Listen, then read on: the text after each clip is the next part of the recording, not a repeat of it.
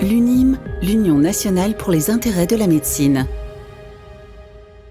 Association indépendante, l'UNIM défend les intérêts des professionnels de la santé depuis plus de 40 ans et leur propose les meilleures conditions d'assurance professionnelle et privée à des tarifs privilégiés négociés avec son partenaire Allianz. Sa particularité, son conseil d'administration composé exclusivement de professionnels de la santé. Adhérer à l'UNIM, c'est bénéficier d'une offre conçue par des professionnels de la santé, pour des professionnels de la santé, avec des garanties spécifiques et exclusivement adaptées à leurs besoins. Prévoyance, complémentaire santé, assurance de prêt ou encore protection de l'exercice en groupe. Les adhérents de l'UNIM bénéficient également d'un bouquet de services innovants, parmi lesquels une garantie d'assistance et de services très complète, ainsi qu'une protection juridique vie privée, vie professionnelle.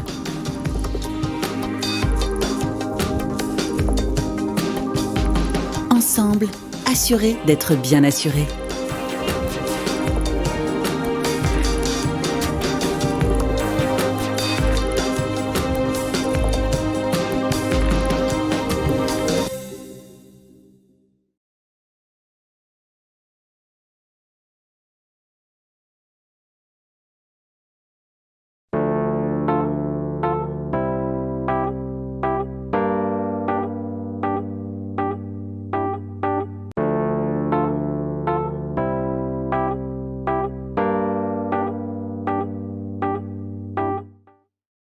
Eh bien, bonsoir à tous. Nous sommes ravis de vous retrouver pour ce nouveau rendez-vous des...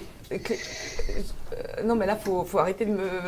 Désolé, là, ça va être bon. Normalement, c'est bon. Je prends complètement direct et il n'y a pas de problème de son. Si on est OK pour... Je dis encore bonsoir ou je dis bon réveil? Là, vous êtes en direct. Ah, pardon. Bon, eh bien, bonsoir à tous. Merci de nous rejoindre pour ce nouveau rendez-vous des Mardis de la Santé, Mardi de la Santé UNIM, donc de Clinique Médico-Sport, en partenariat avec l'Union nationale pour les intérêts de la médecine. Et donc, comme tous les 15 jours, nous sommes en direct des studios de CMS pour aborder ce soir la thématique assez vaste de la création des maisons de santé, thématique pour laquelle nous avons réuni un panel d'experts que je remercie. Merci messieurs d'être présents à mes côtés pour répondre aux nombreuses questions. Et donc sans plus tarder, je passe aux présentations. À ma droite, Thierry Delapierre, donc vous êtes kiné-ostéopathe, président du comité départemental de l'Ordre des masseurs-kinésithérapeutes du 03, par ailleurs conseiller régional, cette fois, donc on a Auvergne-Rhône-Alpes, en charge du dossier exercice regroupé MSP CPTS. Désolé pour tous les acronymes, nous allons y revenir très en détail un peu plus tard dans l'émission. À vos côtés, donc, le docteur Luc Fontaine, qui est médecin généraliste, bonjour, président et fondateur de la maison Médicina Santé, qui se trouve à Lyon, dans le 8e arrondissement. À ma gauche, maître Jean-Pierre Viennois, donc vous êtes avocat spécialiste du droit des sociétés et donc du cabinet Brett Bremens, et en particulier, vous accompagnez beaucoup de projets dans le domaine de la santé. C'est pour cette raison qu'on vous a invité ce soir et bonsoir. Donc vous allez pouvoir nous apporter beaucoup de précisions. Et alors, à vos côtés, Alain Chamard, donc, qui est contractant général de la société Privartis Santé, donc, qui construit vos maisons de santé. Et avec nous, en visio, Arnaud Etche-Parbord, je n'ai pas écorché, donc kinésithérapeute ostéopathe, cofondateur d'une MSP dans les Pyrénées-Atlantiques, d'où vous participez avec nous. Alors, au programme, les grands sujets du jour: une révolution du modèle de santé français, l'assurance d'un concept gagnant-gagnant, on en parlera avec différents projets dont Médicina, une autre dimension pour les professions libérales, les clés pour conduire un nouveau projet, et enfin, tout sur les leviers financiers et juridiques. Et comme d'habitude, nous garderons un temps pour les questions. Alors n'hésitez pas à les poser tout au long de l'émission, puisqu'elles sont récupérées, triées en backstage et après transmises sur le plateau. Et nous prendrons 2 temps de questions. Donc n'hésitez pas à les poser tout au long de l'émission et nous essayerons de répondre avec nos invités au maximum, voilà, pour vous donner toutes les réponses. Donc, en préambule, nous allons commencer à nous intéresser avec Arnaud Etcheparbord à une révolution du modèle de santé français. Et tout d'abord, Arnaud, si vous permettez, je vous appelle Arnaud, ce sera plus simple, plus facile à prononcer. Donc, à quelle problématique actuelle du modèle de santé français la création des maisons et réseaux de santé est-elle censée répondre ? Alors tout d'abord, je vais parler de notre problématique, nous, à Saint-Palais. Donc j'exerce entre Bayonne et Pau, à Saint-Palais, en milieu rural. Et comme dans beaucoup d'endroits en milieu rural, on a une problématique de désertification médicale. Mais ça peut arriver aussi en milieu urbain. C'est pas le propre du milieu rural. Et pour pallier à ça, il y a quelques années, et pour pallier également à une problématique de foncier que l'on a sur notre territoire, on a décidé de se regrouper, réfléchir ensemble et essayer de s'organiser pour créer une attractivité professionnelle, mutualiser certaines dépenses d'exercice que l'on a dans différents cabinets sur différentes activités et proposer ainsi une offre de soins beaucoup plus pertinente et beaucoup mieux structurée sur notre territoire à la population. Alors, pour vous présenter de manière un peu plus complète, donc j'ai indiqué que vous étiez kinésithérapeute ostéopathe, mais vous êtes également membre du conseil départemental de l'Ordre des masseurs kinésithérapeutes des Pyrénées-Atlantiques et que vous êtes cofondateur donc, de la maison de santé pluriprofessionnelle Amicusée Ostibaré, j'espère l'avoir bien prononcé, donc à Saint-Palais dans le 64, et que ce projet de maison de santé pluridisciplinaire multisite a été validé en 2016 et que vous avez monté en fait une SISA, une société interprofessionnelle de soins ambulatoires, créée en 2019. Exact. C'est ça. Alors déjà, au départ, il faut bien être conscient que MSP, c'est un terme qui est souvent galvaudé, c'est un terme qui est défini administrativement par l'ARS. C'est une structure de coordination de soins qui permet d'organiser l'offre de soins sur une zone, sur un territoire. Et donc, ce n'est pas le simple accolement de plusieurs cabinets médicaux et paramédicaux. Il y a vraiment la création, la rédaction d'un projet de soins autour duquel nous sommes regroupés avec des médecins, des infirmières, des kinés au départ.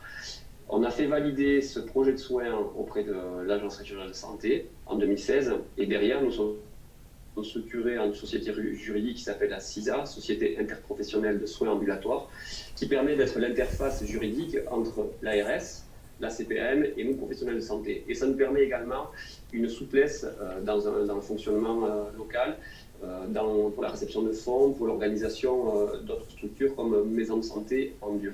Parce que maison de santé n'est pas forcément une structure, un bâti, une structure immobilière, c'est pas forcément un bâti. Mm-hmm. Nous sommes organisés sur tout un territoire en maison de santé implicite.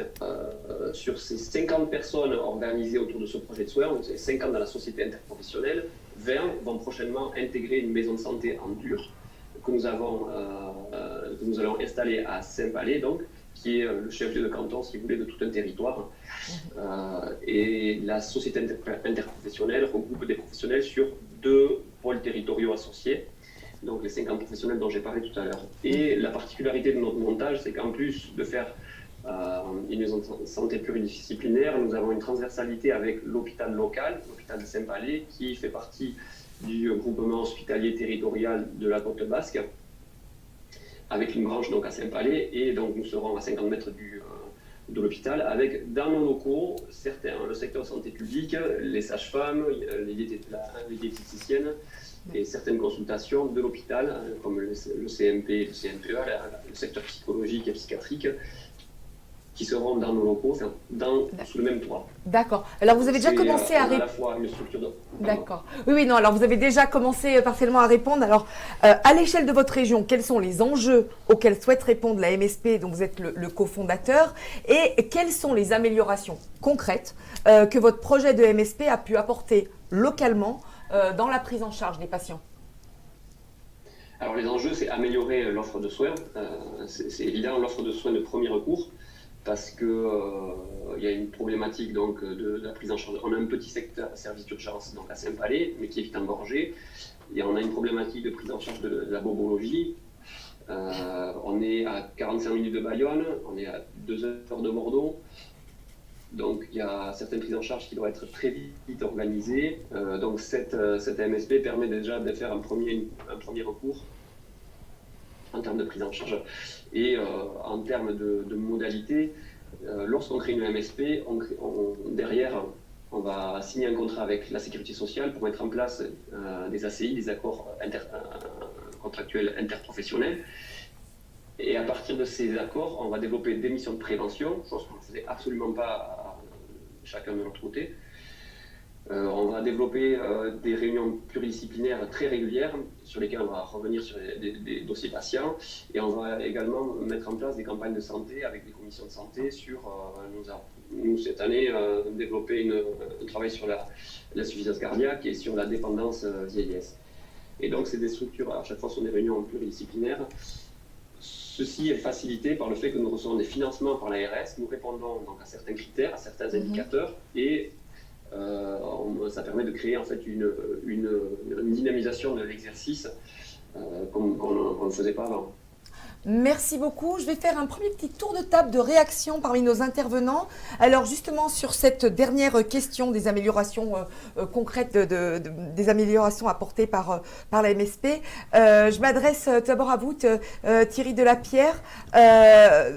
Donc je vais vous faire réagir en fait déjà tous les deux sur cette dernière partie, sur les améliorations apportées. Je souscris totalement à ce qu'a pu dire mon collègue. Effectivement, quand on est en groupe, on est capable d'avoir des horaires qui sont plus étendus, une disponibilité qui est étendue, des réunions de coordination qui permettent d'aller directement, d'être plus efficient au niveau du soin. Il vaut mieux faire 10 séances après avoir discuté tous ensemble que de faire 25 séances dans son coin de façon isolée. Donc ça, c'est clair. Il y a un confort pour le patient qui a tout sur place. Il y a un confort pour le praticien qui a de la ressource, qui a des professionnels de spécialités différentes autour de lui. Donc effectivement, c'est assez royal pour ça. Et le patient, qui est au centre quand même, il s'en ressort avec beaucoup de bénéfices. Vous, merci beaucoup. Après, il y a peut-être un petit truc, c'était juste de dire qu'effectivement, comme l'a dit notre collègue, ce n'est pas une juxtaposition de professionnels. C'est vraiment le résultat d'une envie de travailler ensemble. Une mutualisation vraiment, et pas une juxtaposition. Voilà, ce n'est pas pour faire des économies de bout de chandelle, c'est vraiment envie de travailler ensemble pour travailler mieux auprès des patients. Docteur Luc Fontaine, vous souhaitez réagir? Alors, dans une partie, on détaillera beaucoup plus qu'est l'offre Médicina, mais déjà par rapport à ce qui nous a été présenté par Arnaud Etchebord. La révolution du système de santé, c'est le bon mot. Ouais. On est face effectivement à des questionnements profonds, urgents. Et je crois qu'il faut réaffirmer ce que vient de dire Thierry. Fonder une maison de santé, c'est avant tout un projet humain. C'est entreprendre collectivement une démarche qui se déhiérarchise. Il n'y a pas un médecin qui décide pour les autres. Chaque professionnel de santé peut être un élément moteur dans la réflexion collégiale. Et ce projet collectif d'entreprendre une maison de santé, effectivement, doit se faire si tout le monde partage les mêmes convictions que ça va améliorer une offre en termes de services rendus à la population. On est des métiers de service. Il faut qu'on travaille sur la manière qu'on va mettre en œuvre pour produire un service de qualité en termes de sécurité des soins, de qualité des soins. Donc c'est avant tout un projet humain. Et de cette idée, il faut la faire émerger en forme projet. Donc il y a beaucoup de questions à se poser.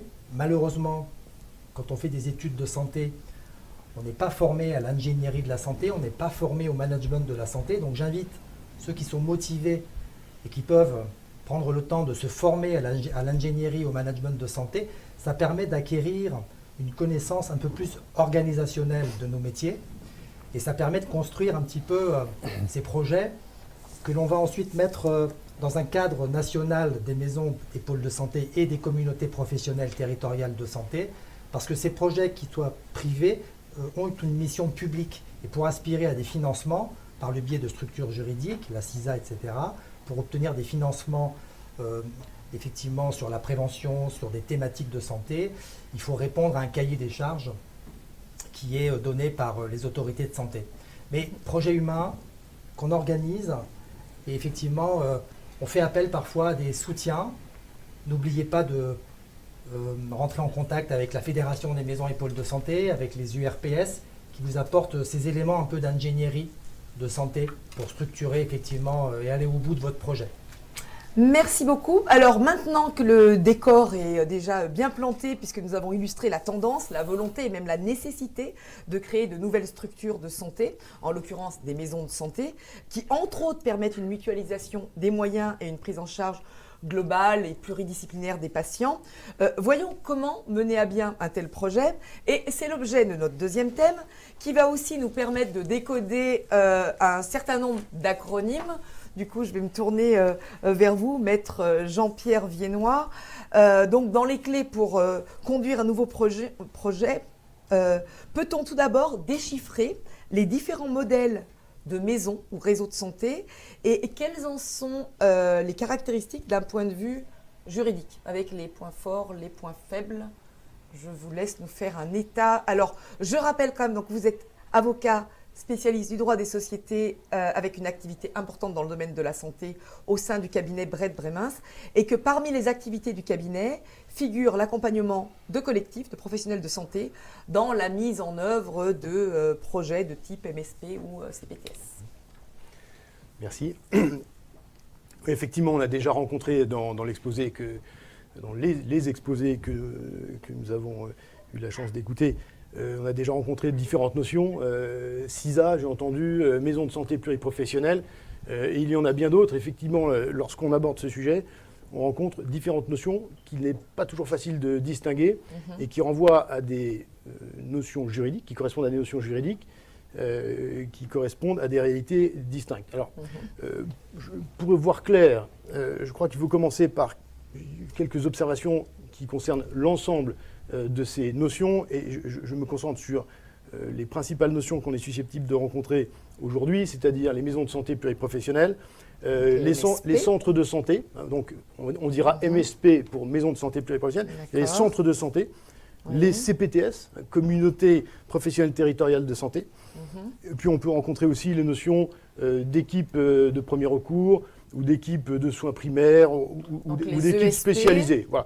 Bon, alors ce sont, je dirais, des notions qui sont utiles à la compréhension des autres, mais on peut se concentrer, disons, on est quand même vite perdu avec tout ce jargon. Voilà, exactement. Alors, essayons de faire simple et bornons-nous au principal pour comprendre notre sujet. Je crois que c'est les trois premières, c'est-à-dire les MSP, les maisons de santé pluriprofessionnelles, les centres de santé et les CPTS. Et on verra apparaître la CISA au bon moment, et je vous garantis qu'on en parlera. Alors, d'abord, trois observations. Ces trois notions qu'on retient, elles ont toutes été développées par les pouvoirs publics depuis une dizaine d'années, avec l'intention des pouvoirs publics de s'intéresser à ce qu'on a appelé la médecine de ville ou les soins de ville, c'est-à-dire ce qui n'est pas du soin qui nécessite une hospitalisation. On parle parfois de soins de premier recours. Bon, les notions sont un peu floues, mais disons qu'on comprend bien que ce sont les soins. Voilà, c'est la prévention, c'est le diagnostic. Et c'est le traitement, mais des soins qui peuvent être traités ailleurs qu'à l'hôpital. Donc, donc, c'est notre sujet. Deuxième notion, deuxième observation, l'idée, c'est d'organiser les soins. C'est-à-dire que jusqu'à présent, les pouvoirs publics ne prétendaient pas organiser les soins ailleurs qu'à l'hôpital. Et les agences régionales de santé, par exemple, dont la mission est l'organisation des soins, n'ont pas, dans leur domaine de compétences, l'organisation des professionnels de santé. Et on voit arriver, avec ces notions, l'organisation des soins par les pouvoirs publics. De quelle manière? Avec des incitations financières. Et les notions dont on parle, ce sont des notions juridiques qui renvoient à des conditions et à des aides. Voilà le dispositif apparaître. Et puis, dire cela, ça nécessite aussi de dire que, et c'est la troisième observation, on a affaire à des mécanismes qui sont incitatifs, qui ne sont pas obligatoires, et pour mettre en œuvre les projets dont on parle, c'est-à-dire regrouper des professionnels qui travaillent ensemble au service des patients, etc., on n'a pas nécessairement besoin de se placer dans l'un de ces cadres. On se placera dans l'un de ces cadres si on recherche les aides qui y sont attachées et que, bien sûr, on se propose de fournir les prestations et de remplir les conditions qui sont nécessaires pour atteindre les aides. D'accord, pour qu'on comprenne bien, il y a un gradient avec toutes les structures, on peut un petit peu mixer ces structures, Alors, quand même, faut rentrer ça c'était les points communs. Ça, c'était les points communs. Mm. Alors maintenant, détaillons chacune des notions, si vous voulez bien. Alors, maison de santé pluriprofessionnelle, qu'est-ce que c'est?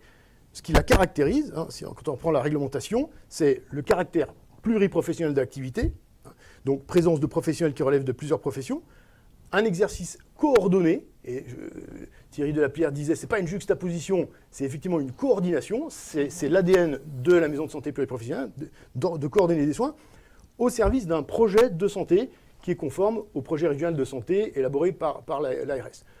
C'est tout, c'est pas plus compliqué que ça, mais ça suppose quand même ça. Et dès lors qu'on se propose de rassembler les professionnels, de coordonner leur action au service de ces projets, eh bien, on a droit à certaines aides délivrées par l'ARS, d'une part, et puis qui sont plus ou moins importantes en fonction du site, etc. Et puis des aides, et là, ce sont ce qu'on appelle les nouveaux modes de rémunération, les NMR, qui sont dispensés par l'assurance maladie. Et ça suppose d'assumer une forme de mission de service public, c'est-à-dire parmi le projet de santé, il faut qu'on retrouve des caractéristiques particulières qui relèvent du service public, permanence des soins, attractivité, etc., service particulier aux patients. Donc ça c'est la maison de santé pluriprofessionnelle, sachant que pour percevoir les NMR, les nouveaux modes de rémunération, et organiser cette forme de service public, la condition, c'est d'avoir recours à une CISA pour organiser cette maison de santé pluriprofessionnelle. Donc, la maison Société interprofessionnelle de soins ambulatoires. Je me permets de le... C'est ça, exactement. Vous faites bien de dire de quoi il s'agit. Sans note, comme ça. C'est une société, donc c'est un type de structure. La maison de santé pluriprofessionnelle, c'est en fait un projet, c'est uniquement ce que l'on a dit, mais il va falloir la structurer, l'organiser, lui trouver une boîte. Et cette boîte, ça peut être une association de la loi 1901, ça peut être n'importe quelle forme de structure, mais si on veut percevoir les nouveaux modes de rémunération, il va falloir choisir comme structure la société interprofessionnelle dont vous venez de parler. Dont l'intérêt principal, finalement, est de structurer une maison de santé pluriprofessionnelle. Alors ensuite, deuxième notion, le centre de santé. Alors le centre de santé, ça ressemble beaucoup à la maison de santé pluriprofessionnelle. Ouais. Je le présenterai par ses différences, et j'en enlèverai 4. Première différence, le centre de santé peut être piloté par une collectivité publique, par une mutuelle, par un établissement de santé, par un régime d'assurance maladie. Voilà, c'est la différence. Par une commune, par exemple. Voilà. Une commune peut ouvrir un centre de santé qui est piloté comme en régie, par exemple. C'est sous forme d'une sorte de régie. Donc, ce n'est pas le dispositif naturel des professionnels libéraux, qui sera plutôt la maison de santé. Dans le centre de santé, les professionnels sont nécessairement des salariés. Alors que dans l'autre système, on va panacher salariés et non salariés. Et puis, troisième caractéristique, la tarification du centre de santé exclut les dépassements d'honoraires et suppose l'admission automatique du tiers payant. Donc ça, c'est une différence avec la maison de santé qui est plus libre. Et enfin, les centres de santé peuvent être monoprofessionnels. D'ailleurs, il en existe beaucoup, des centres de santé dentaires, ophtalmologiques, etc. Alors que la maison pluriprofessionnelle, par hypothèse, elle est pluriprofessionnelle. Donc ça, c'est le centre de santé. La troisième notion, la dernière notion, c'est le CPTS, c'est-à-dire Communauté professionnelle territoriale de santé. Alors là, on est quasiment dans le service public, c'est une notion qui a été créée. D'ailleurs, le projet de loi initialement parlait de service public de professionnels de la santé, enfin utilisait la notion de service public. Finalement, on a jugé que ce n'était pas très vendeur, donc on l'a appelé autrement, mais enfin, c'est l'esprit. Donc ce CPTS obéit à des conditions communes, c'est-à-dire différents professionnels de santé, mais on doit y retrouver 3 notions essentielles. Il y a 3 missions socles qui relèvent du service public. Amélioration de l'accès aux soins, donc c'est la permanence des soins par exemple, c'est les horaires d'ouverture, l'ouverture le samedi matin, l'organisation d'un parcours pluriprofessionnel autour du patient, et puis enfin les actions de prévention et d'éducation de la santé. À cette condition, ces communautés territoriales peuvent bénéficier des nouveaux modes de rémunération dont on a déjà parlé. Vous voyez, c'est un point commun avec les autres mesures. Et ces PTS, en revanche, doivent s'organiser en association loi 1901. Vous voyez, donc ça c'est obligatoire maintenant, c'est l'ordonnance du 12 mai, qui est toute récente, du 12 mai 2001, qui a indiqué que les CPTS doivent s'organiser en association loi 1901. Voilà, donc quels sont les principaux éléments Pour terminer juste, il faut savoir qu'en dehors de ces cadres, donc, il est possible de créer une maison de santé qui est beaucoup plus librement organisé. On trouve que c'est Mais trop compliqué, on trop met tout le compliqué. cadre. On met tout le cadre par terre et surtout on se dit, c'est là qu'on parlera des étapes après, je ne sais pas à quel moment vous voulez qu'on parle des étapes, mais il faut commencer par voir quel est le projet entrepreneurial, le projet de santé. Soit on a besoin des aides, soit on n'a pas besoin. Soit c'est central, et dans ce cas, évidemment, qu'on va chercher à les obtenir, soit ça n'est pas central, et peut-être il faut voir si on ne peut pas se débrouiller sans pour avoir moins de contraintes. Une autre façon de voir les choses, c'est on a vraiment envie de se placer dans le cadre de la mission de service public. Mais je veux dire qu'il existe quelque chose en dehors de ces cadres. Voilà. D'accord. Eh bien, merci beaucoup pour cette revue quasi exhaustive. Alors, un petit peu fastidieuse, mais en même temps, il faut qu'on comprenne de... non, mais bravo, parce que faut qu'on comprenne quand même de quoi on parle. Et c'est vrai que c'est vous qui deviez vous coller à cet exercice-là, et vous l'avez fait avec beaucoup de brio, donc on vous en remercie. Vous avez le droit de boire un coup, du coup.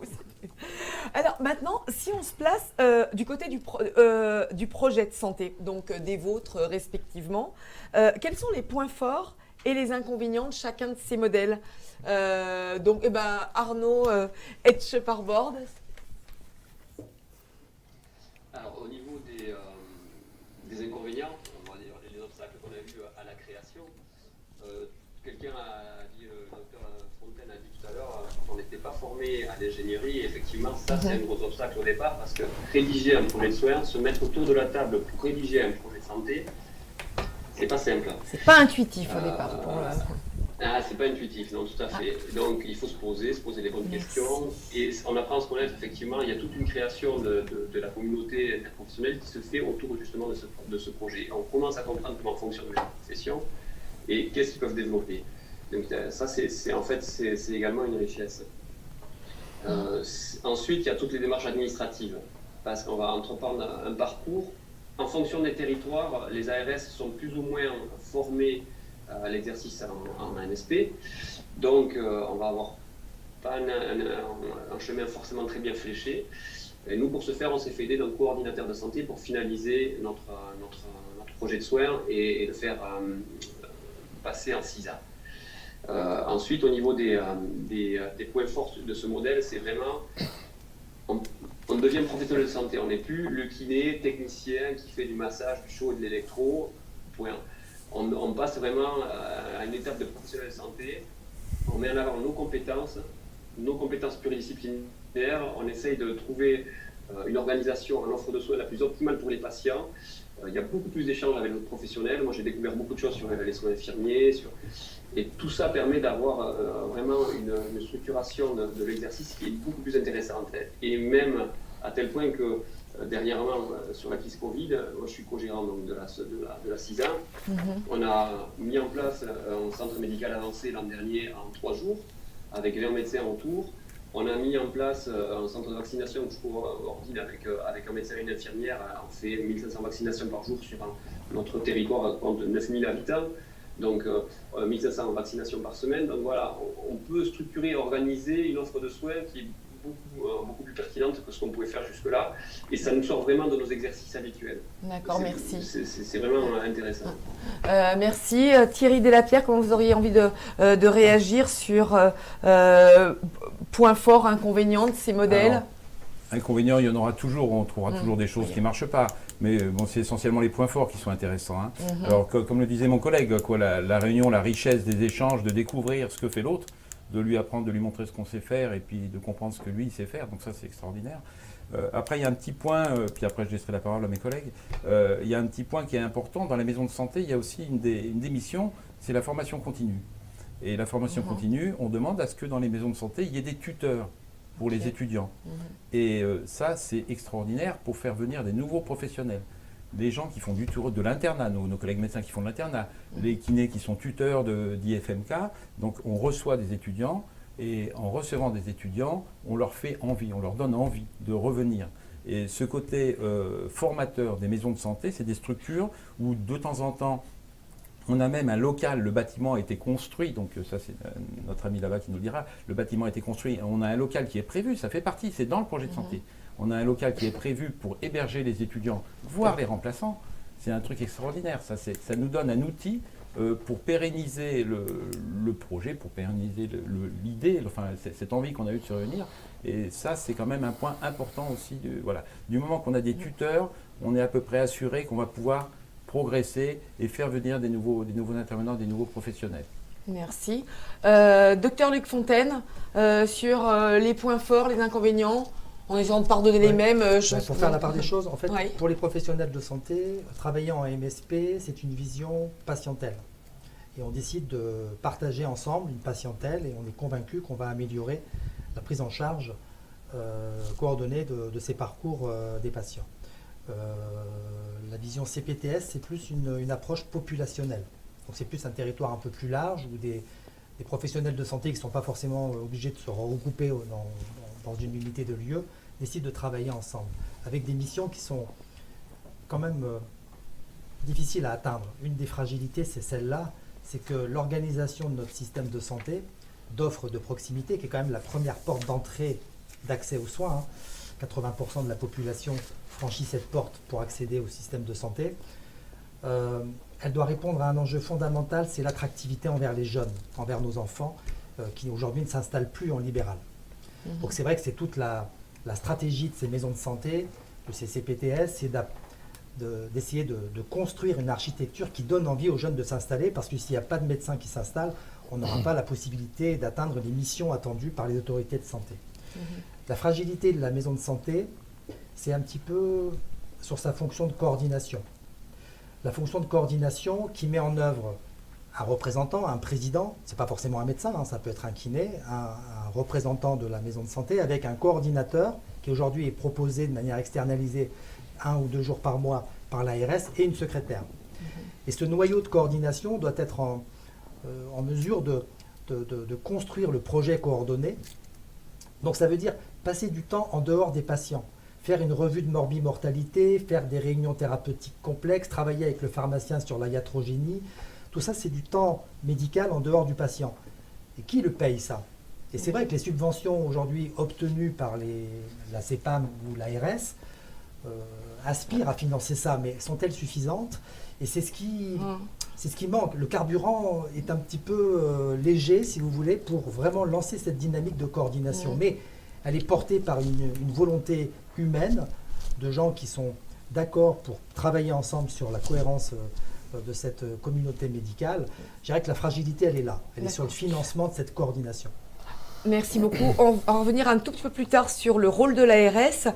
Avant de parler de ça, Maître Viennois, quelles sont les étapes clés par lesquelles il est nécessaire de passer pour le montage d'un projet de MSP ou de CPTS? Alors, voilà, c'est ça, on parle d'un projet financier, mais je serai très bref.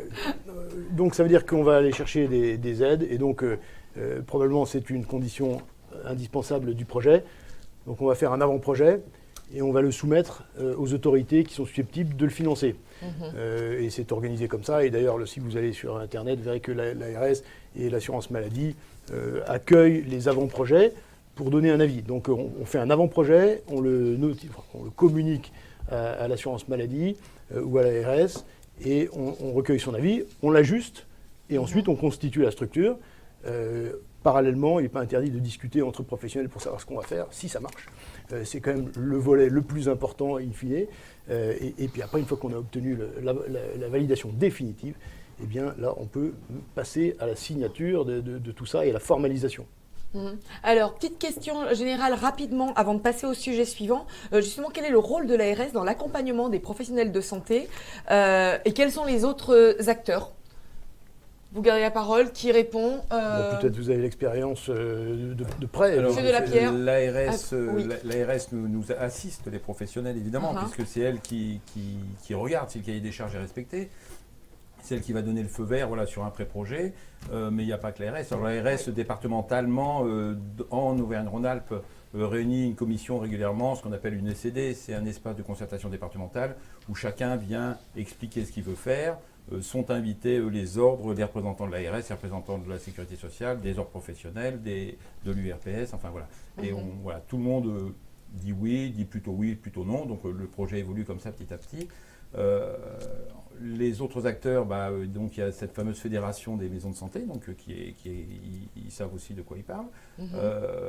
Les URPS, évidemment, qui sont là aussi, qui sont des conseillers. L'ordre, je le redis, parce que l'ordre, je veux dire aussi, le projet de santé doit être communiqué à l'ordre aussi. Les statuts de la CISA et le projet de santé, légalement, doivent venir à l'ordre. Donc si jamais il y a un dysfonctionnement, puisque nous, là on est accompagnateurs, on va aider nos collègues, on va regarder si déontologiquement tout va bien, et on aura un œil en disant attention, là il y a peut-être fait plutôt autrement, voilà c'est notre rôle, on accompagne, on conseille, on aime autant éviter les ennuis, donc on est conseilleur, régulateur, modérateur. Alors merci beaucoup. Alors à présent, après avoir passé en revue les différentes options possibles, alors voyons quels peuvent être les leviers financiers et juridiques. Et je m'adresse à nouveau à vous, M. Benoît, M. Chamard, je viendrai bientôt avec vous. Ça commencera dans la construction, on enchaînera. Quels sont les pièges à éviter lors de la mise en place de la CISA, notamment en vue d'ouvrir la MSP à d'autres professionnels comme des psychologues, des éducateurs sportifs? Parlez-nous des pièges, et en particulier pour les éviter. Alors oui, si on parle de piège, il y a effectivement un piège dans la question, puisque psychologue, vous prenez l'exemple précisément d'une profession qui ne peut pas faire partie d'une CISA directement, mais d'une manière plus générale, ce qu'on peut, c'est essayer d'identifier les points d'attention lorsqu'on constitue une CISA. Bon, moi je pense que le premier point d'attention, c'est est-ce qu'il faut bien choisir la CISA? Première question. Parce que c'est vrai qu'on a tendance à se dire, on veut regrouper des professionnels, il existe la CISA, on va faire une CISA, parce que c'est la mode. Bon, c'est pas parce que c'est la mode que c'est forcément le bon support. Pour moi, c'est le bon support pour structurer une maison de santé pluriprofessionnelle, comme on l'a défini tout à l'heure, et aller chercher les aides. De la maison. De la maison, oui, c'est ça. Non, c'est le support de la maison de santé pluriprofessionnelle, à condition qu'on aille encore une fois chercher les aides. Sinon, c'est pas la peine de se mettre dans le cadre de la CISA, qui est, chercher les aides. Et donc avoir le projet, bien sûr, qui est financé par ces aides, c'est-à-dire rechercher une coordination, rechercher une permanence des soins, etc. Si ça n'est pas ça le projet, si le projet c'est de faire de la coordination mais en dehors des aides et peut-être simplement d'offrir une commodité aux patients par une juxtaposition, ça veut dire qu'on est à côté du projet de la maison de santé. Dans ce cas, ce n'est pas la peine de faire une CISA. Donc, première étape, c'est ça, valider le choix de la structure. Deuxième, alors il y a quand même deux avantages, l'aide, mais il y a aussi le partage de revenus entre professionnels qui relèvent de professions différentes. Ça, il n'y a que la CISA qui puisse l'offrir. Donc ça, il faut quand même le dire. Donc deux avantages inconditionnels, les aides et le partage des revenus. Deuxième, dans le même ordre d'idée, je dirais, mais deuxième point, il faut vérifier qu'il n'y a pas de contre-indication. Seules les personnes physiques peuvent être associées d'une CISA, alors qu'on peut choisir une structure qui, elle, accueille des personnes morales, donc il y a ça à voir. Il faut au moins 2 médecins et un auxiliaire médical. Est-ce qu'on a ces conditions-là? Seulement certains professionnels de santé peuvent en faire partie, donc il n'y a pas par exemple de psychologues, éducateurs sportifs, c'est pas possible de les avoir dans la CISA. En revanche, on peut les avoir comme partenaires et mettre en place différentes formes de partenariat sur une base contractuelle. Bon. Et puis, il faut plus d'associés que de salariés. Il peut y avoir des professionnels salariés, mais il faudra quand même plus d'associés. D'accord. Voilà, donc ça. Ensuite, il y a le volet fiscal.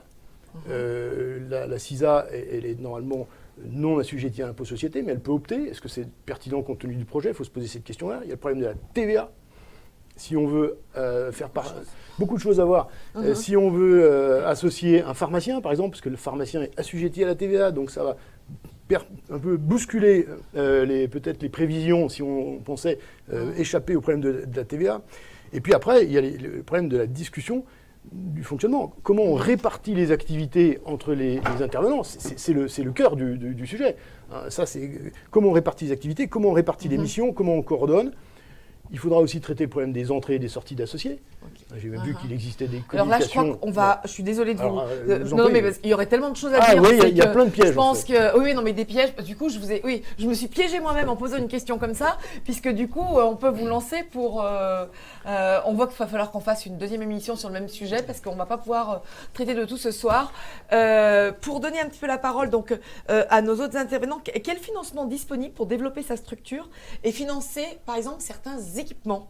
Donc à tous les trois, qui commence. Allez, vous n'avez pas entendu depuis longtemps, donc à vous la parole, Dr Fontaine. Ça fait au moins 15 minutes qu'on ne sait pas.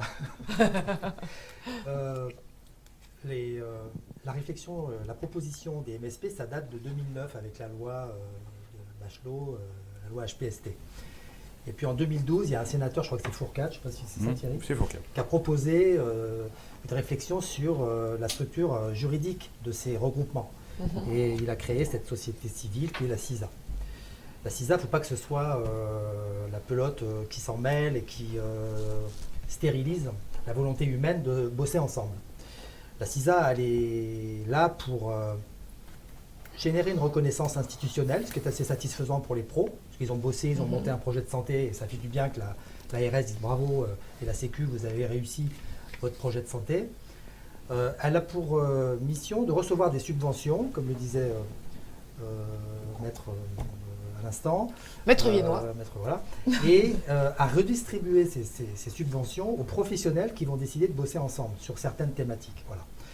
Donc aujourd'hui, c'est vrai que cette structure juridique, elle est quand même assez fonctionnelle aujourd'hui en fonction de la taille du projet de santé, de la taille de la patientèle, du nombre de professionnels de santé, les subventions varient.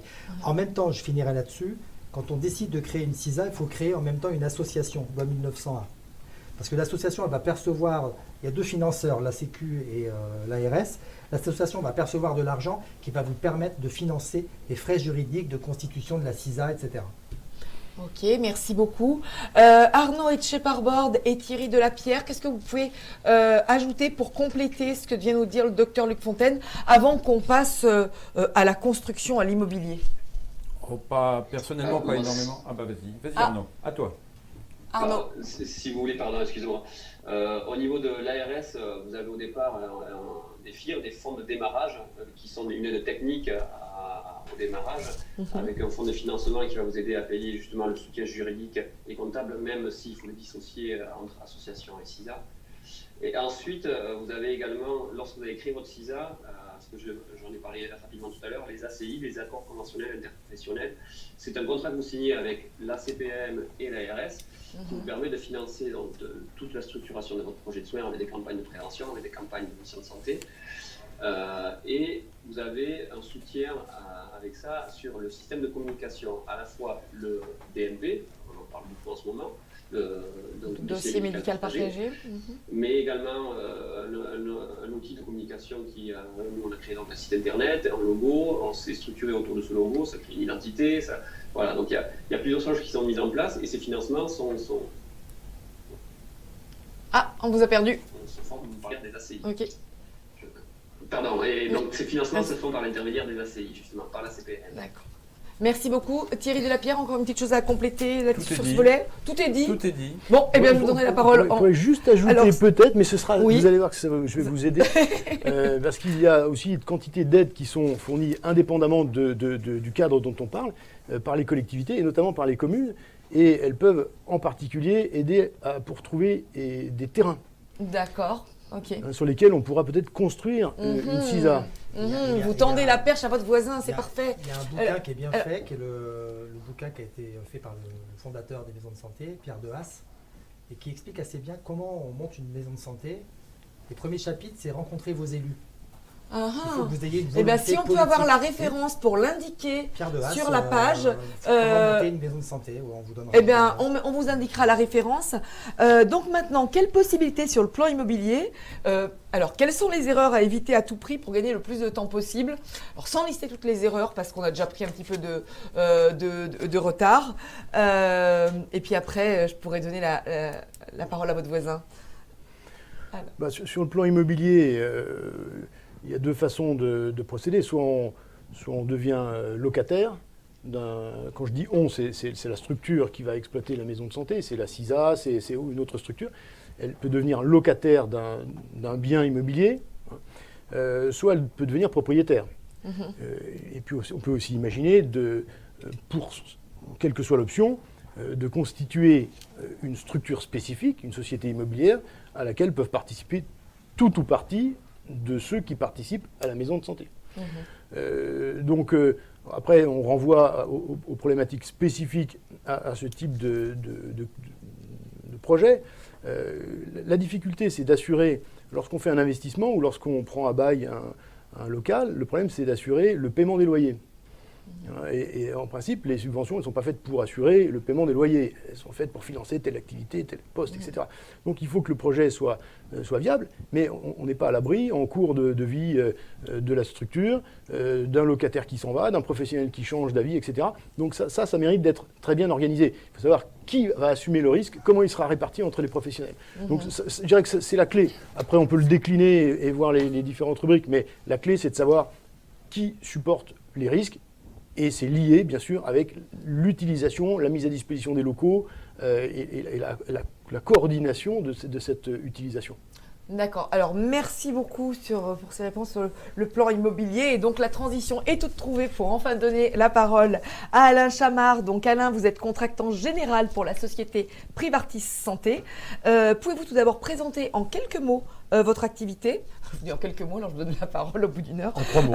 En 3 mots. Et votre rôle dans la mise en œuvre des projets de maisons de santé et dans l'accompagnement des professionnels. Alors, bonsoir d'abord. Bonsoir. Vous venez d'arriver. Voilà, donc effectivement, je suis contractant général. Donc notre rôle, c'est de construire des maisons de santé ou d'autres activités qui concernent la santé, enfin d'autres bâtiments qui concernent la santé, et d'être un facilitateur. Parce que ce qui est compliqué, donc les différentes interventions expliquent un certain nombre de choses au niveau du casse-tête juridique ou administratif, mais également après il y a le casse-tête de la construction. Donc qu'est-ce qu'on construit, comment, permis de construire, autorisation de travaux, quel type de bâtiment, comment ça se passe, comment on gère les concessionnaires. Les concessionnaires, c'est Enedis, France Télécom, etc., etc. Donc tous ces réseaux-là. Oui, là, c'est d'autres métiers qui viennent s'ajouter comme à vos métiers initiaux. Voilà. Donc notre rôle, c'est d'être effectivement un facilitateur. Et Luc C'est-à-dire que si on comprend bien, vous faites toute la partie, vous prenez le projet depuis le début jusqu'à sa livraison finale. Vous êtes sur... Une fois que les professionnels de santé ont mis en projet leur chemin, chemin, une fois qu'ils sont passés chez l'avocat pour trouver effectivement la bonne structure juridique, et ben mon rôle, c'est effectivement de les aider à bâtir le projet au niveau du dur, quoi. Donc avec un permis de construire, mes architectes travaillent sur le projet, quel type de bâtiment, quels sont les besoins, quels sont les besoins individuels. Donc une fois qu'on a défini le projet collectif, on va travailler sur le besoin individuel en fonction des typologies de professions libérales qui vont être à l'intérieur du bâtiment. Et puis ensuite, on va construire pour livrer un bâtiment clé en main au bout de quelques mois. Voilà. Alors pour les professionnels de santé qui nous regardent, et je pense qu'ils sont nombreux, quels sont les éléments sur lesquels vous vous basez pour établir le projet immobilier d'une maison de santé? Alors la première chose, je crois qu'encore une fois Thierry et Luc l'ont très bien dit, il faut que ça soit un projet, enfin une envie collective. Oui, on force personne à venir. Voilà. Donc là, on a parlé beaucoup de technique. Je crois encore une fois que c'est l'envie, et c'est vrai aussi ce qu'on assiste. Enfin, encore une fois, moi, je suis un citoyen lambda, donc pas un technicien comme le sont les différents intervenants. Mais ce qu'on voit également, c'est que les jeunes professionnels de santé ont envie de rentrer dans des projets qui sont communs comme ça. Et deuxièmement, un point dont on n'a pas parlé, mais souvent ils nous disent aussi, ça nous aide plutôt à combattre un peu le stress. Où quand on est tout seul, c'est compliqué de faire un diagnostic, de trouver la bonne formule. Alors quand on est plusieurs, ça permet de communiquer et d'échanger. Et je crois que là aussi, il y a une force qui est vraiment importante. Le professionnel de santé n'est plus tout seul, il se retrouve vraiment dans un projet collectif. Et ça, c'est important. Donc ça, c'est la première phase. La deuxième, c'est effectivement ensuite, une fois que les choses sont déterminées, c'est quel type de projet on va bâtir. Est-ce que c'est dans des locaux qui existent? Okay.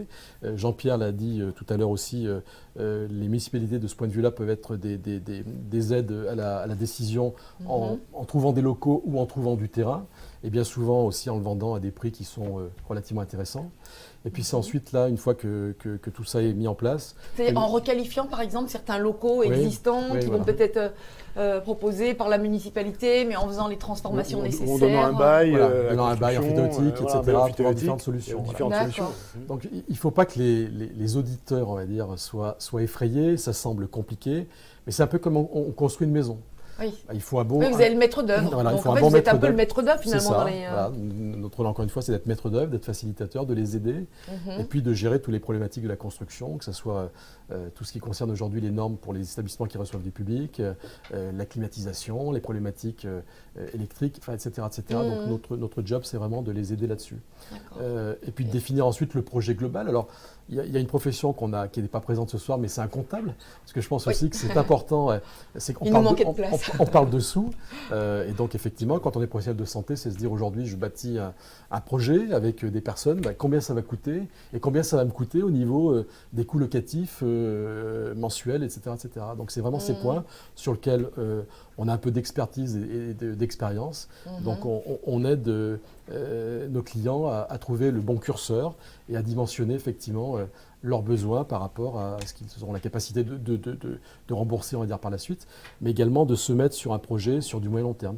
Alors, une chose aussi que je voudrais préciser, ce qu'on voit par mon expérience, c'est qu'aujourd'hui, bien souvent, les professionnels de santé commencent par un pôle santé. C'est-à-dire qu'il y a moins de contraintes administratives. Et puis progressivement, on peut passer de pôle santé ensuite en MSP, en définissant un projet de santé, etc. Donc ça peut se faire aussi en plusieurs étapes. On n'est pas obligé de démarrer tout de suite par la MSP ou avec d'autres contraintes juridiques ou médicales qui existent. Voilà. Quelque part, c'est très rassurant, je pense, pour les gens justement qui nous regardent, de savoir qu'il y a des gens comme vous qui savent comprendre ce que c'est que ces projets et les accompagner pour les réaliser. Parce que ce n'est pas tout à fait la même démarche que d'aller faire construire sa maison à la campagne où on n'est pas... Donc c'est assez rassurant. Donc merci de vous être joint à ce plateau. Je peux parler, mais c'était efficace, quoi, j'espère. Ah. Hélas, dans un temps si restreint, on doit faire tourner la parole très rapidement. Et donc, je ne vais pas prendre le temps de vous faire chacun réagir sur toute la coordination du professionnel, mais nous allons passer directement à la deuxième partie de notre émission, qui se veut aussi très pratique, puisque nous parlerons du nouveau modèle économique à développer. Et donc, juste après la page de notre partenaire l'UNIM, que nous vous invitons à visionner. A tout de suite. L'UNIM, l'Union nationale pour les intérêts de la médecine. Association indépendante, l'UNIM défend les intérêts des professionnels de la santé depuis plus de 40 ans et leur propose les meilleures conditions d'assurance professionnelle et privée à des tarifs privilégiés négociés avec son partenaire Alliance. Sa particularité, son conseil d'administration composé exclusivement de professionnels de la santé. Adhérer à l'UNIM, c'est bénéficier d'une offre conçue par des professionnels de la santé, pour des professionnels de la santé, avec des garanties spécifiques et exclusivement adaptées à leurs besoins. Prévoyance, complémentaire santé, assurance de prêt ou encore protection de l'exercice en groupe. Les adhérents de l'UNIM bénéficient également d'un bouquet de services innovants, parmi lesquels une garantie d'assistance et de services très complète, ainsi qu'une protection juridique vie privée, vie professionnelle.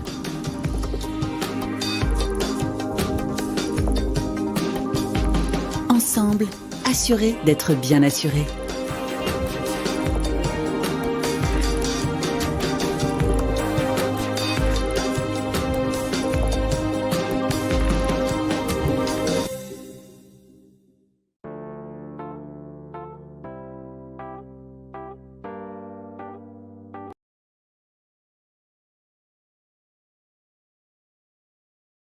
Libéral.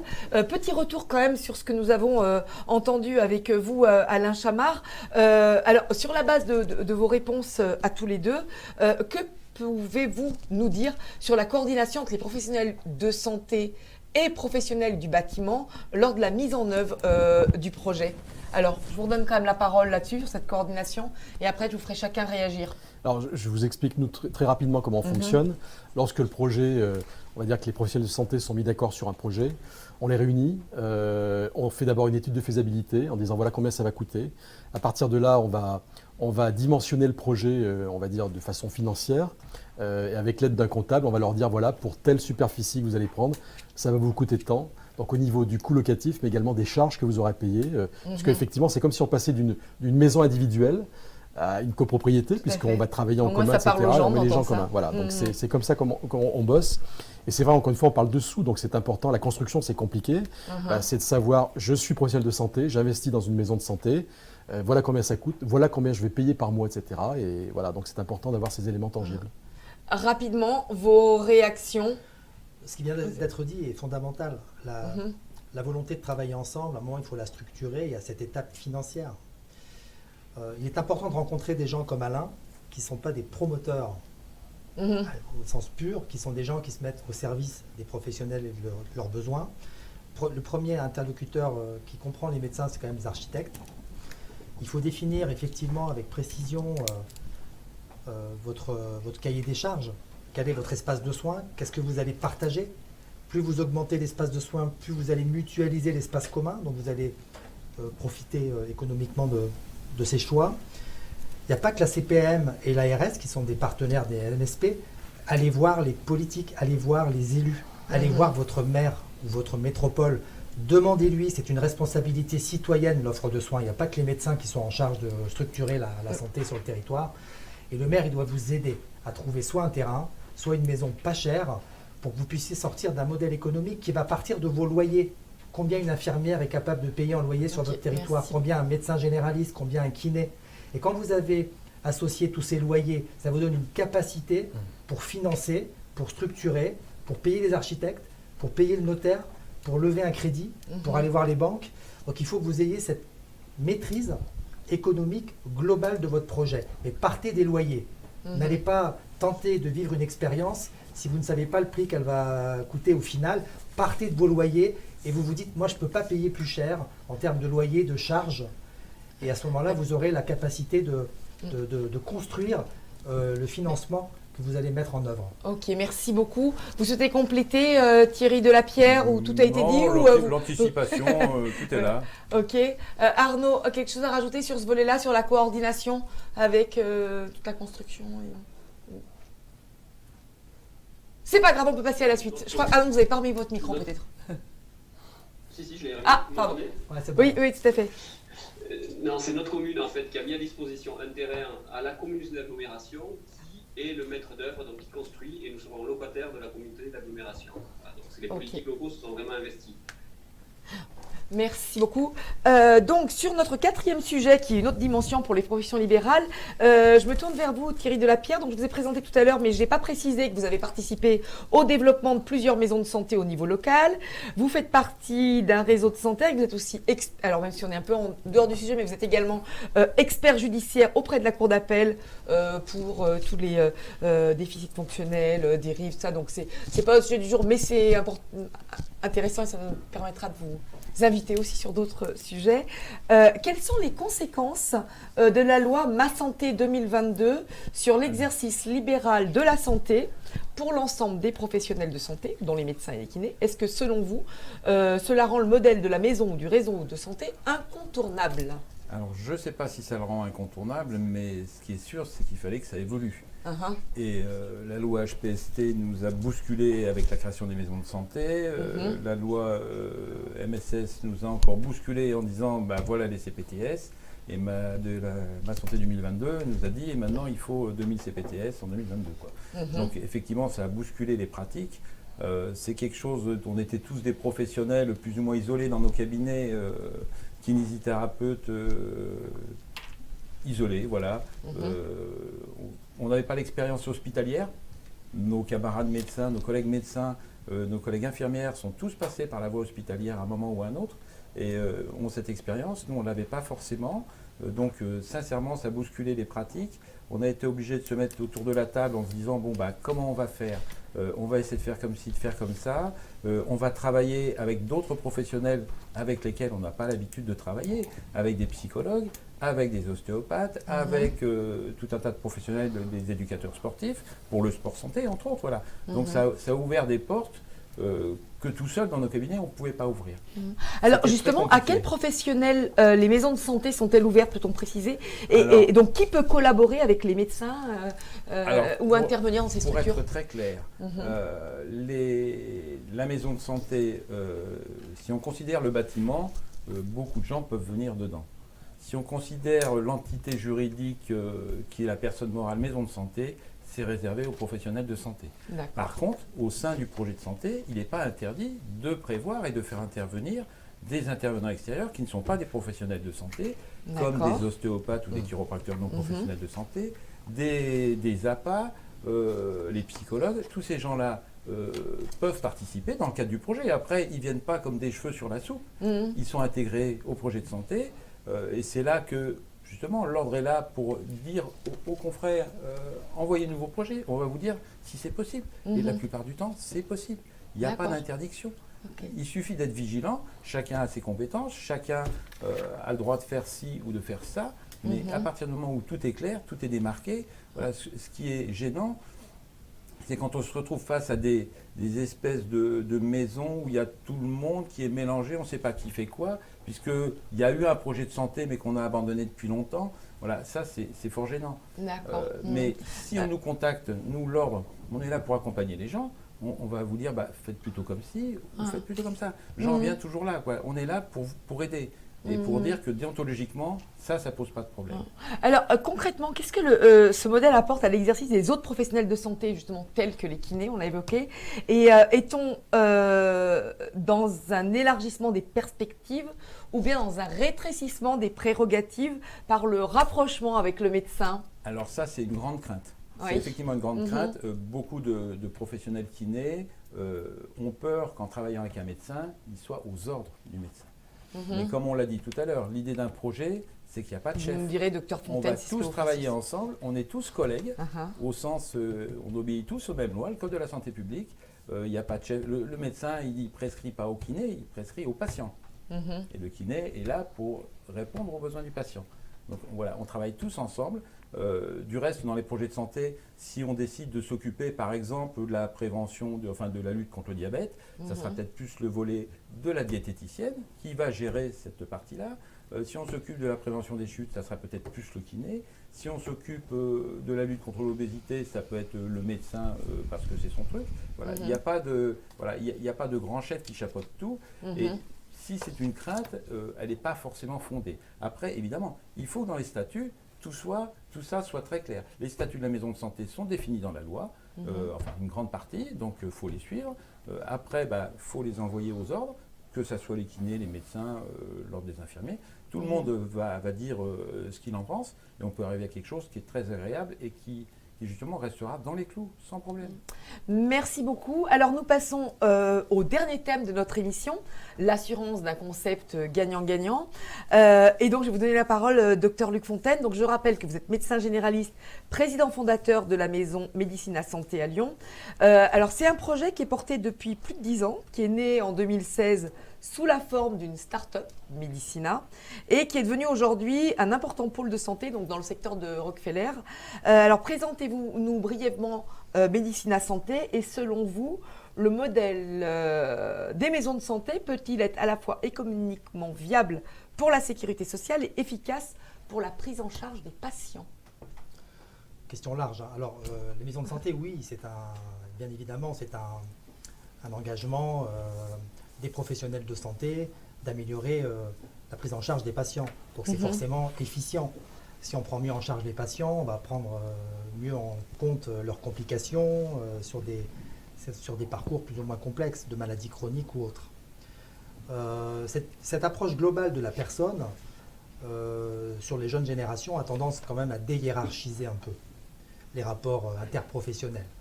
Et aujourd'hui, il y a parfois des maisons de santé où il n'y a plus qu'un médecin et beaucoup de paramédicaux.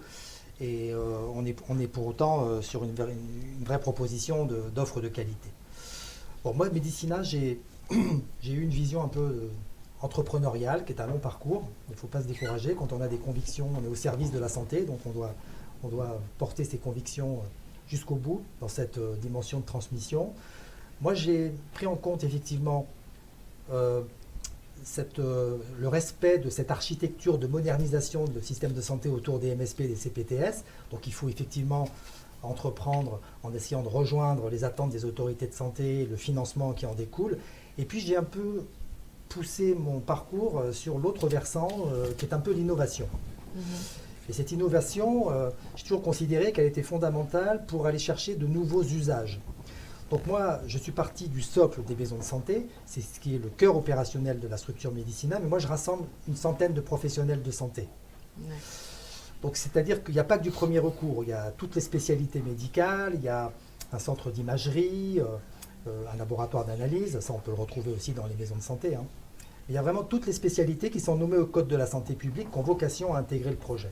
Donc aujourd'hui, ils se sont structurés en maison de santé et cette proposition de la médecine de ville, là, elle s'adresse à son environnement hospitalier. Donc aujourd'hui, on a un service de l'hôpital hors les murs. On a une consultation de cancérologie d'un hôpital hors les murs. Donc on a des praticiens libéraux, on a des praticiens hospitaliers, on a à terme un centre de santé avec un salariat. On a ce centre d'imagerie. Donc on a véritablement un centre d'urgentistes. Donc on va pouvoir travailler dans une vraie stratégie de coopération ville-hôpital sur les urgences, sur le chemin clinique du patient. Et cette communauté médicale, aujourd'hui, ce que je peux vous dire, c'est qu'elle est réellement attractive. Il n'y a quasiment que des jeunes qui s'installent, il y a 10 généralistes, une trentaine de spécialités médicales et autant de paramédicaux, 12 kinés, des infirmières, des sophrologues, des hypnothérapeutes, naturopathes. Enfin, on va loin dans cette communauté. Vous allez loin, c'est peut-être ce qui ne plaît pas complètement à l'ordre, mais en même temps, on n'aura pas le temps d'en débattre sur le plateau, mais vous allez loin. Donc, cette communauté médicale, elle est structurée par une ingénierie, ce bâtiment immobilier. On a tendance à le repousser au dernier moment. Il faut l'intégrer assez rapidement dans le projet global de qualité des conditions de travail des professionnels de santé. Un outil numérique, c'est aussi un vrai débat. C'est un outil numérique qui va permettre de partager ces parcours personnalisés de soins. Et puis cette communauté, elle est pilotée par une gouvernance, c'est-à-dire cette communauté de 80 à 100 professionnels de santé, ça permet de financer une gouvernance avec une direction qui va être au service du projet de santé, dans la formalisation des protocoles, dans la gestion de toutes les réunions interprofessionnelles. Elle vient en soutien du projet de santé. Et à côté, je finis avec ça, de ce projet de soins, il est enrobé d'un projet de vie avec une crèche. Ces métiers se féminisent de plus en plus. C'est une réalité aujourd'hui dans les conditions de travail des femmes. C'est un village en fait que vous avez fait. Alors, les patients disent que c'est le village des médecins. Les médecins disent que c'est l'hôpital de la ville. On a un restaurant diététique qui permet de travailler, de faire réfléchir sur l'éducation de l'environnement du patient et un centre de bien-être. Voilà.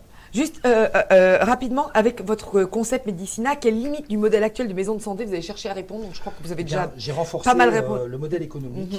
D'accord. Voilà, essentiellement.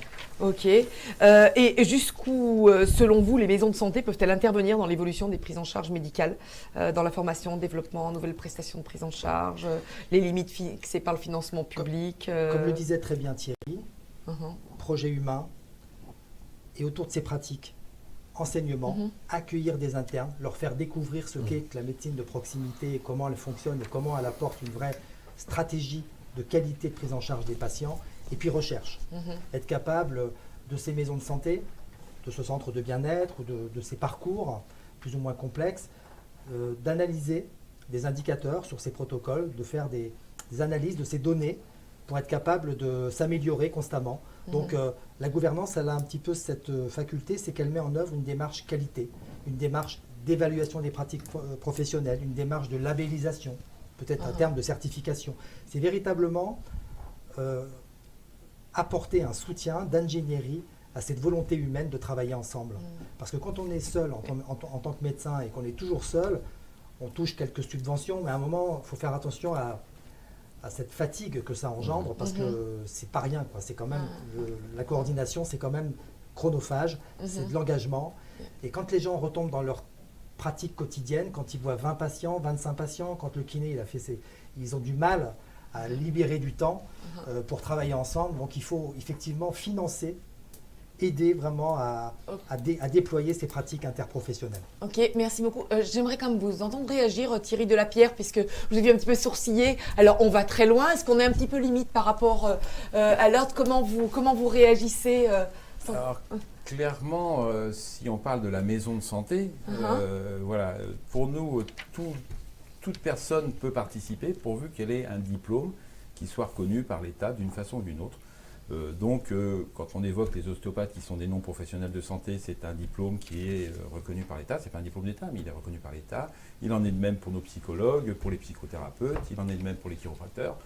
Par contre, voilà, certaines professions sont pas du tout définies. Donc, voilà, les naturopathes et les réflexologues, tout ça, c'est des professions qui n'existent pas officiellement, qui n'ont pas de définition précise, qui n'ont pas de diplôme, et on est fort gêné que ces gens-là qui puissent participer comme ça dans une chaîne de santé, puisqu'on est dans de la santé, qu'on est dans du curatif. Après, s'il s'agit d'un centre de bien-être, allons-y, voilà, ça nous gêne beaucoup moins. Mais quand on est dans une maison de santé, nous considérons qu'on peut travailler avec des gens qui gravitent dans le monde de la santé, qui sont, par exemple, qui sont répertoriés par Adélie. Voilà, par exemple. Donc, nos ostéopathes sont répertoriés chez Adélie. Donc, c'est un gage, c'est des diplômes validés. Donc, après, on a toujours peur des dérives et l'ordre est vigilant là-dessus. Voilà. D'accord. C'est qu'on aurait besoin d'une heure de plus pour débattre sur ce point et justement à travers les différents exemples de regroupements évoqués, alors notamment avec l'exemple de Médecine à Santé, on est à la frontière finalement entre le bien-être, la santé. Peut-on évoquer rapidement, toujours, la problématique des actes hors convention? Le hors convention du coup a-t-il sa place a-t-il sa place dans une maison de santé et quid justement des prestations bien-être? Moi, j'ai toujours considéré que la santé, c'est une définition globale, pas que curative. Ça dépasse l'État pour viser le bien-être. Donc, je pense qu'aujourd'hui, il faut respecter le cahier des charges des maisons de santé, il faut respecter effectivement cette définition qui intègre une communauté médicale diplômée, répertoriée au Code de la santé publique. Mais moi, je suis convaincu que l'approche du bien-être doit se structurer scientifiquement. Le développement des pratiques psychocorporelles et de la santé intégrative, c'est pour moi fondamental. Et ça va permettre, et j'en discute avec les hôpitaux, d'aborder des thématiques qu'on nomme et qu'on ne connaît pas. Pourquoi un deuxième cancer? Comment prendre en charge des maladies chroniques, comment prendre en charge la santé au travail, comment prendre en charge des thématiques aujourd'hui qui effectivement donneront peut-être un peu plus de place au corps. Même un psychiatre, quand il voit un patient, il mentalise. Donner la possibilité au patient de s'exprimer par son corps, c'est aussi une approche, c'est une porte d'entrée, je pense, qui est fondamentale dans la reconnaissance et dans la volonté que le patient devienne un acteur. Il a parfois des choses à dire autrement que par les mots, aussi par le corps. Et je pense qu'il faut avoir cette approche. Par contre, on ne fait pas de la magie. On la structure scientifiquement, on met un labo de recherche, on définit des protocoles, on relève des données de l'environnement et on va essayer de faire ce que l'on dit et d'apporter à notre système, sécu, mutuel, que agir sur l'environnement permet peut-être au patient d'avoir un levier de pilotage de sa propre santé. Merci à tous. On voit que là, on ouvre carrément un nouveau débat sur lequel on aurait vraiment besoin de temps parce qu'il y a encore plein de choses à construire, à échanger pour arriver à articuler. Je ne sais pas si on a quand même le temps de prendre quelques questions du chat. Merci en tout cas de nous les avoir adressées. Je vais en prendre au moins une, et si on ne peut pas répondre à tout, promis, on vous répondra en ligne directement. Question de Laïla, qui est kinésithérapeute. Comment se traduit concrètement la collaboration interprofessionnelle au sein du CPTS? Concrètement, on va laisser la parole. Alors, concrètement en 30 secondes. En 30 secondes, par exemple, notre CPTS sur la zone où j'exerce regroupe à peu près 150 professionnels qui se sont mobilisés évidemment au moment de la crise Covid. On a ouvert un centre de vaccination qui est en collaboration avec l'hôpital, mais qui est juxtaposé à l'hôpital. C'est pas le même, c'est deux centres différents. On a un groupe sur Signal, par exemple. On a un groupe sur Signal où il y a 130 professionnels. Et pour faire simple... Donc Signal, quand même, on précise, pour ceux qui ne connaissent pas, que c'est un réseau voilà, qui est pas confidentiel, voilà, mais sécurisé.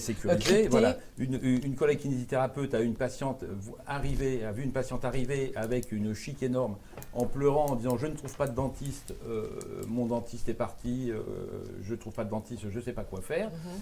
Ma collègue a pris le Signal, a appelé, a dit « J'ai une patiente qui est comme ça ». Et dans leur cas suivi, un dentiste a répondu « Tu me l'envoies à 18h, j'ai la place ».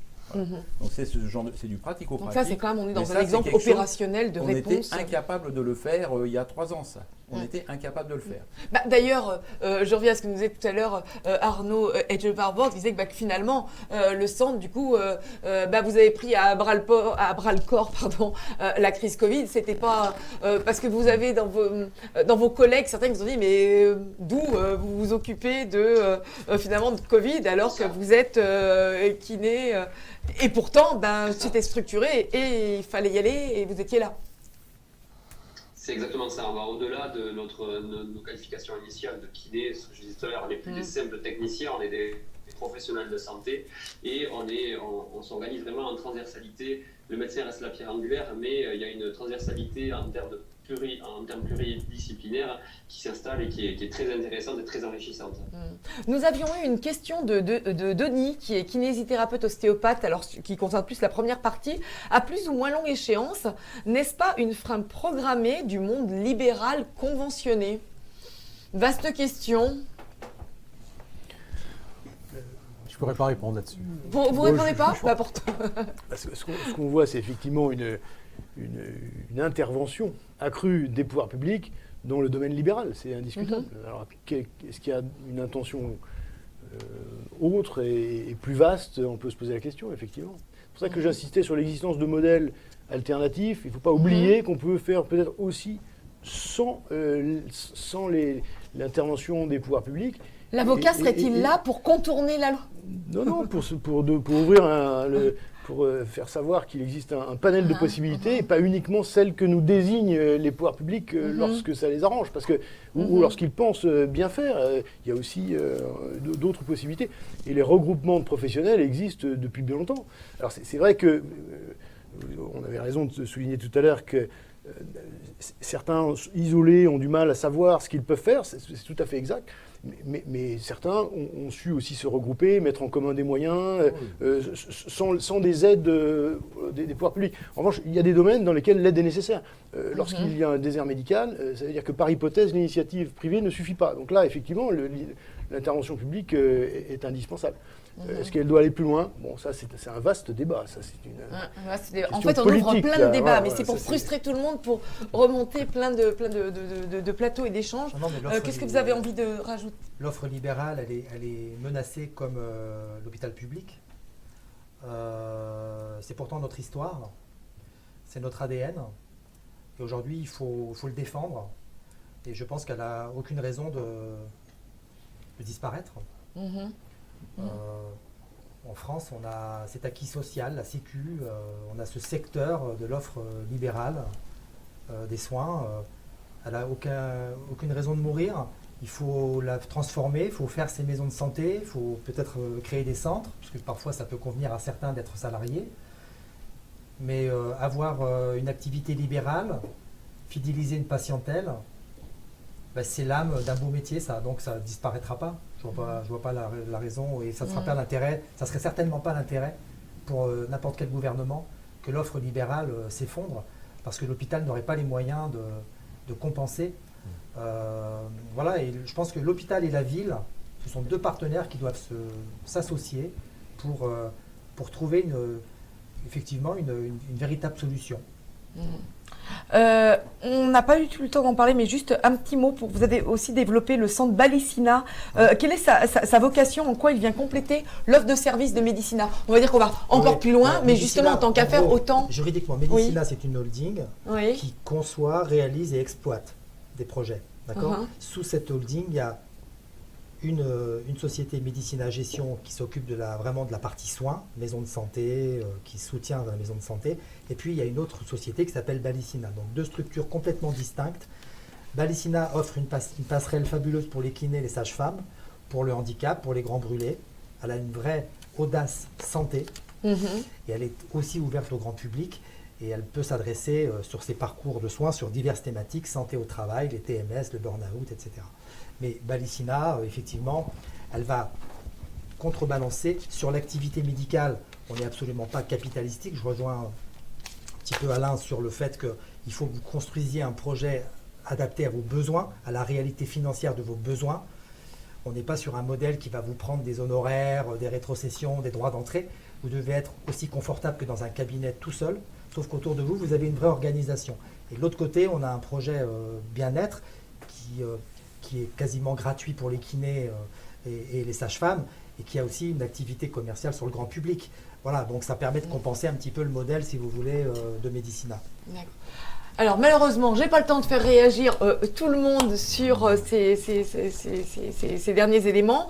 Par contre, je vais vous demander à tous, je vais faire un petit tour de table de conclusion où je vais demander à chacun de nous délivrer son message fort, le take-home message que l'on doit retenir pour entrer. Alors Alain Chamard, je vous laisse l'honneur pour votre petit... Pour démarrer. Pour le... Alors, petit mot rapide de conclusion. Petit mot rapide, alors, plusieurs choses.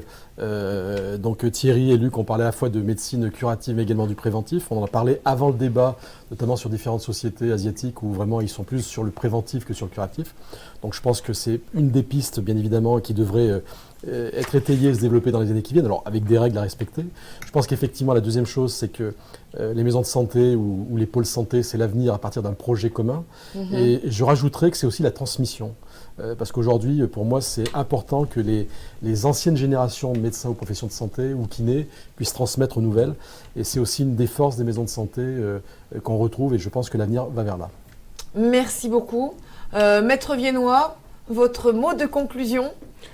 Si le sujet, c'est la création d'une maison de santé, ce que je peux dire, qui me paraît important, c'est d'avoir une méthode. Une méthode pour créer cette maison.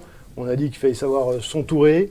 Et je crois qu'il faut savoir s'entourer d'une équipe composée des professionnels, des bons conseils et bâtir une méthode qui passe par un calendrier et la définition d'un projet d'entreprise. Votre mot de la fin, Dr Fontaine? Si vous avez un projet collectif, ne l'abandonnez jamais. Au fur et à mesure que vous allez le porter, va venir à vous des solutions juridiques, politiques. Travailler ensemble, c'est renforcer nos métiers. Je pense aux infirmières azalées, aux pratiques avancées. Mettre des kinés avec des médecins, ça améliore ses propres contours de métier. Donc travailler ensemble, c'est véritablement une énergie, une qualité, et ça sert nos métiers et la transmission de nos métiers. Je rejoins tout à fait. Ouais. Thierry Delapierre, votre petit mot de conclusion? Une fois de plus, j'adhère à tout ce qu'ont dit mes collègues. Ça nous je rajouterai que à tous mes collègues qui nous écoutent, tous mes confrères et consoeurs qui nous écoutent, s'ils ont des envies, parlez-en à votre ordre. Parlez-en à votre ordre. Nos présidents dans les départements sont instruits de tout ça. On a beaucoup travaillé au niveau régional. Donc n'hésitez pas, posez-nous des questions. Si vous n'osez pas, on va vous convaincre. Il n'y a pas de souci. Et puis, parlez-en à vos confrères. Allez voir des maisons de santé. Venez nous voir. Allez voir Thierry. Allez voir ce qu'est une CPTS. Rencontrez les autres. Arnaud Scheparbord, votre petit mot final de conclusion. Donc, merci d'avoir été avec nous en visio. Et que souhaitez-vous nous délivrer en message final? Alors, tout d'abord, c'était un plaisir. Et donc, juste finaliser en disant que c'est vraiment un CMSP, une opportunité de faire évoluer sa pratique professionnelle, tous les professionnels de santé, une opportunité de trouver une solution en termes immobiliers, et une opportunité d'offrir, de faire évoluer l'offre de soins de façon pertinente au niveau de la population. Donc, là, voilà. Eh bien, merci beaucoup, messieurs. Merci beaucoup tous les 5 d'avoir participé à ce débat. Il me reste à remercier les équipes de Clinique Médico-Sport qui a été à l'œuvre pour monter ce débat, ainsi que notre partenaire Unim, grâce à qui nous pouvons réaliser ces plateaux, et également à Ouvrez l'œil qui nous fait un magnifique plateau.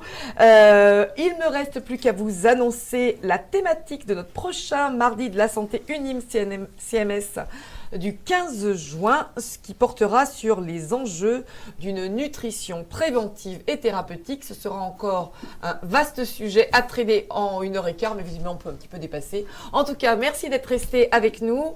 Nous vous souhaitons une bonne fin de soirée et au plaisir de vous retrouver dans 15 jours. Merci. Bonsoir. Vous avez été nombreux à vous inscrire à des ateliers dédiés suite à ce plateau débat. Pour le rejoindre, rien de plus simple, je vous invite à cliquer sur la bannière située en haut de votre écran. À très vite. L'UNIM, l'Union nationale pour les intérêts de la médecine. Association indépendante, l'UNIM défend les intérêts des professionnels de la santé depuis plus de 40 ans et leur propose les meilleures conditions d'assurance professionnelle et privée à des tarifs privilégiés négociés avec son partenaire Allianz. Sa particularité, son conseil d'administration composé exclusivement de professionnels de la santé. Adhérer à l'UNIM, c'est bénéficier d'une offre conçue par des professionnels de la santé, pour des professionnels de la santé, avec des garanties spécifiques et exclusivement adaptées à leurs besoins. Prévoyance, complémentaire santé, assurance de prêt ou encore protection de l'exercice en groupe. Les adhérents de l'UNIM bénéficient également d'un bouquet de services innovants, parmi lesquels une garantie d'assistance et de services très complète, ainsi qu'une protection juridique vie privée, vie professionnelle.